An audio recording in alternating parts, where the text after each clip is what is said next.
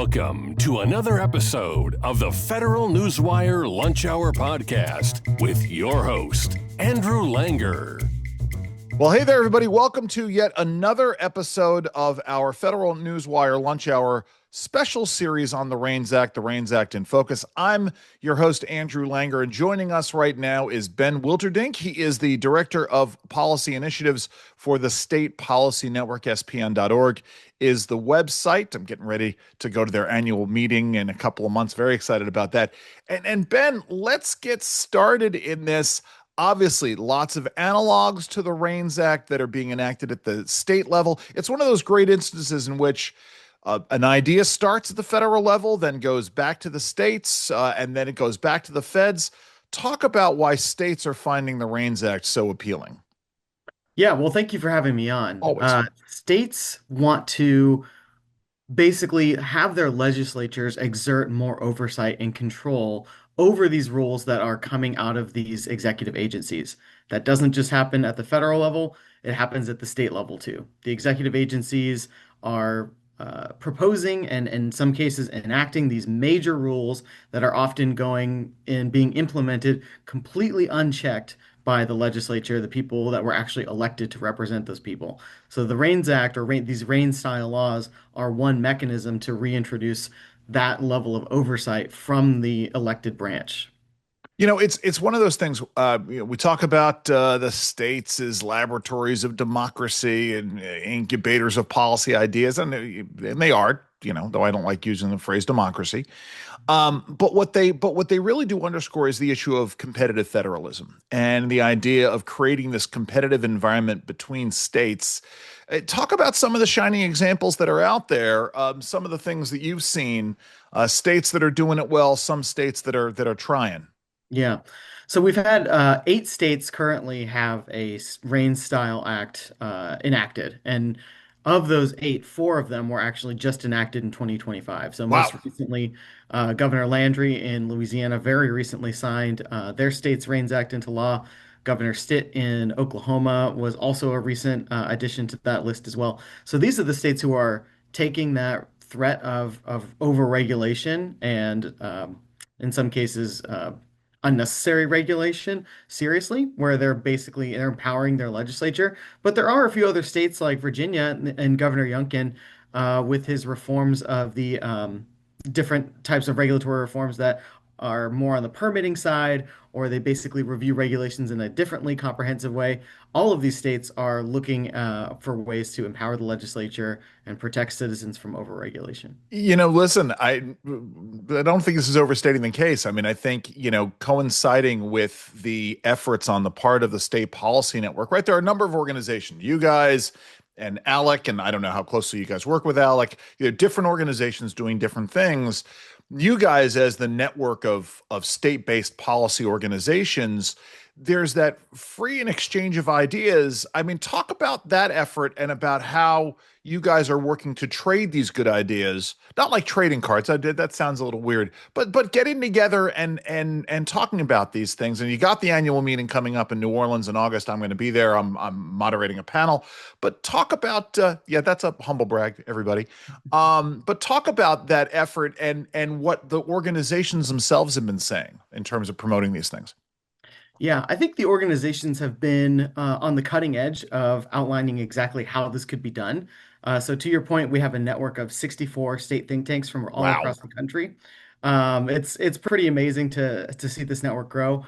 I love ALEC. I began my career at ALEC. There we go. And so I'm very familiar with them. They're a organization. Their members are state lawmakers. Right. Our members are these state think tanks. And so we work together very often. Oftentimes our members are interacting with their members. And similarly, when there's a good idea in one state, chances are it might work in another state. Right. Now, sometimes it may not, or sometimes it may need to be changed. But it's always great to bring in people and discuss these ideas. So we do have the annual meeting once a year, but we are meeting with different components of our groups. We have our peer groups that are, focused on government affairs or communications. This week, I'm here in Alexandria, Virginia, convening our economic policy staffers for a fly-in retreat where we're going to be talking about the REINS Act and other tax and fiscal policy issues. Well, So this is something we do pretty often. I'm going to be in Alexandria tomorrow. So there Oh, you excellent.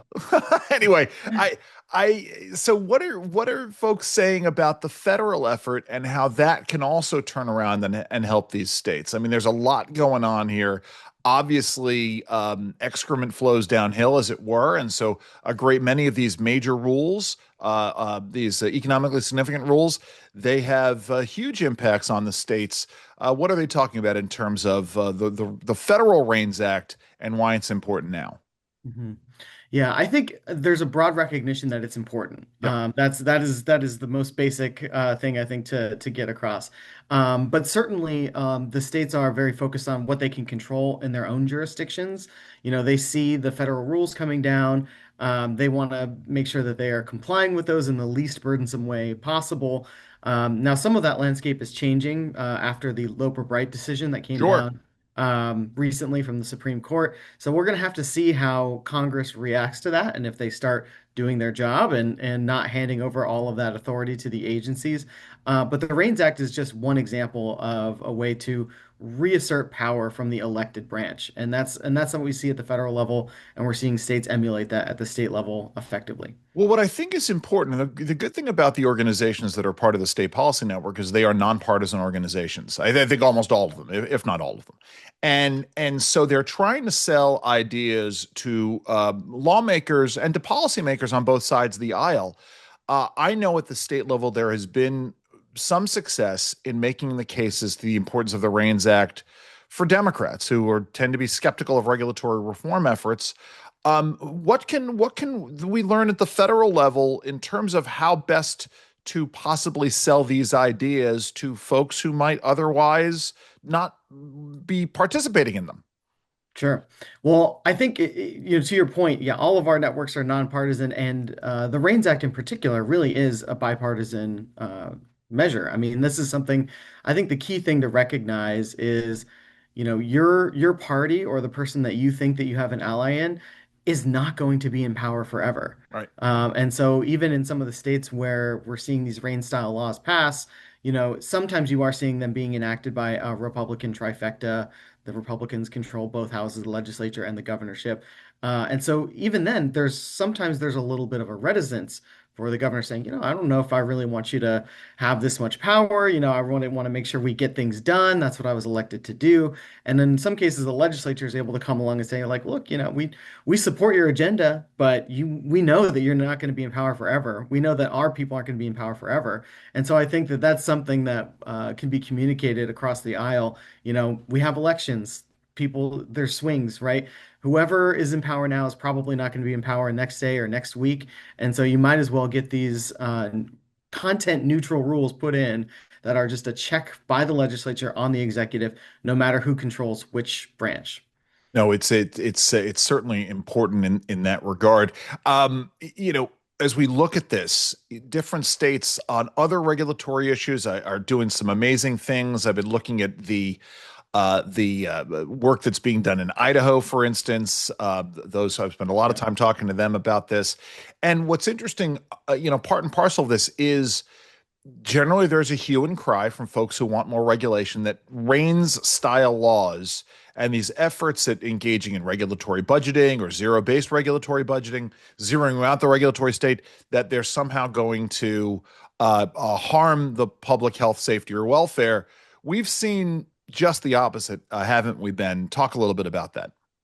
Sure. I mean, there's basically no evidence to support that. That's something that we've heard that. We've heard that in similar discussions we've had. We've had different arguments over, say, occupational licensing restrictions, for example, Right. where the cause is the people who propose these regulations and these licenses will say, oh, well, if we don't license, Listen, hairdressers let or me let me give you interior my designers. favorite example of this, Ben. In Maryland, there was a back and forth. There was a woman who wanted to do equine massage, and she had to get certified by somebody because it's Maryland.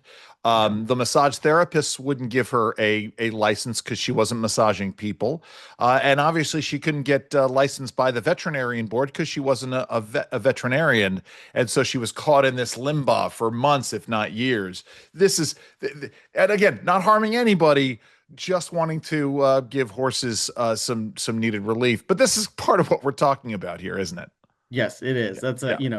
I what you love that have is example. you have vested interests. This is a very classic, we have concentrated benefits. There are a Oh, few yes. number of people who benefit from these regulations that can block out their competition and make it harder for people to enter that market. And then you have diffuse cost, right? It Right. costs us all a little bit more. It's maybe more expensive. It makes it so it's harder to get into these different fields or these occupations, but it's a pretty low cost overall compared to the benefits that those concentrated beneficiaries receive. So Yeah, the left you see calls it that pattern over and over. the left calls it corporate welfare. We call it cronyism, and the idea that we could use regulatory reform as a way of defeating cronyism or corporate welfare, I think is vitally important. Ben, how do folks find out more about the good work you guys are doing at SPIN, SPN State Policy Network? Yeah, well, you can check out statespn.org. We have a directory you can look up. I Nice. guarantee you, if you're listening to this, there is a group in your state who is working to advance limited government, free markets, and federalist solutions. So I encourage you to check us out, but also check them out and see if you can't get involved with their efforts at the local level. Federalism secures to individuals the liberties that derive from the diffusion of sovereign power. Again, one of my favorite Supreme Court quotes. Our guest has been Ben Wilterdink. He is the director of policy initiatives for the State Policy Network. SPN.org is the website. Ben, thank you so very much for joining us today. Thank you. This has been yet another episode in our special series from the Federal Newswire's Lunch Hour, the REINS Act in Focus. I'm Andrew Langer, your host. Enjoy the rest of your lunch.